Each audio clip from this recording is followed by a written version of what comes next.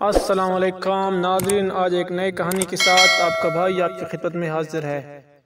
ناظرین، ایک رات سلطان محمود غزنوی کو کافی کوششوں کے بعد بھی جب نیند نہیں آئی تو اپنے غلاموں سے کہنے لگا، لگتا ہے کہ کسی مظلوم پر آج کوئی ظلم ہوا ہے۔ تم لوگ گلیوں میں پھیل جاؤ اور اگر کوئی فریادی نظر آئے تو اسے میرے پاس لے آؤ۔ تھوڑی دیر بعد وہ سب واپس آ کر کہنے لگے، سلطان ہمیں کوئی بھی فریادی نہیں ملا، آپ آرام سے سو جائیں۔ سلطان کو جب پھر بھی نیند نہیں آئی تو وہ کپڑے بدل کر خود محل سے باہر نکلا۔ محل کے پچھواڑے میں حرم السرا کے نزدیک انہیں کسی کی فریاد سنائی دی، اے اللہ، سلطان محمود اپنے مصیبوں کے ساتھ محل میں عیش و عشرت کی زندگی گزار رہا ہے اور محل کے اکا میں مجھ پر یہ ظلم توڑا جا رہا ہے۔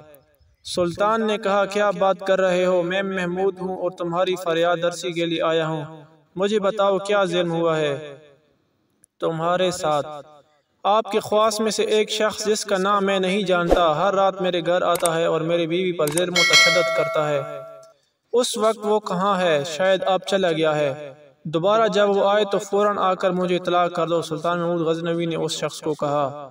پھر سلطان نے محل کے دربان کو وہ شخص دکھایا اور کہا کہ جب بھی یہ دربار آئے اسے سیدھا میرے پاس پہنچا دو، اگر میں نماز کی حالت میں بھی ہوں تو پرواہ مت کرو۔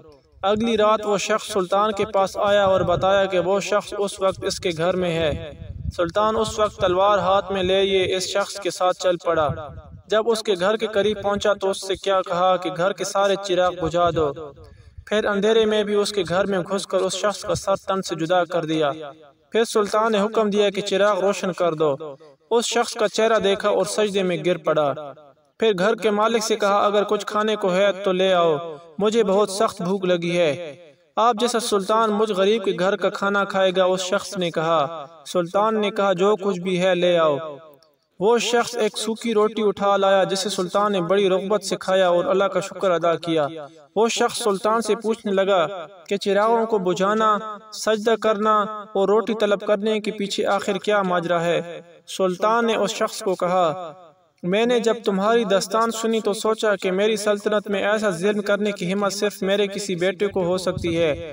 اندھیرا کرنے کو اس لیے کہا تھا کہ پدرانہ شفقت میرے انصاف کے راستے میں حائل نہ ہو جائے کہ میں انصاف کے معاملے میں اپنے بیٹے کو قتل کرنے سے رک جاؤں۔ چراغ جلنے پر جب میں نے دیکھا کہ وہ میرا بیٹا نہیں ہے تو میں سجدہ شکر بجا لایا۔ کھانا اس لیے مانگا کہ جب سے مجھے تمہاری مصیبت کا علم ہوا میں نے اللہ کے سامنے قسم کھائی تھی کہ جب تک تمہارے انصاف نہیں مل جاتا میرے اوپر روٹی حرام ہے۔ اس وقت سے اب تک میں نے نہ کچھ کھایا تھا نہ پانی پیا تھا، اور آج کل کے حکمران میں اس سے زیادہ کچھ بھی نہیں لکھوں گا۔ اگر یہ آپ کو واقعہ پسند آیا ہو تو ناظرین میرے چینل کو سبسکرائب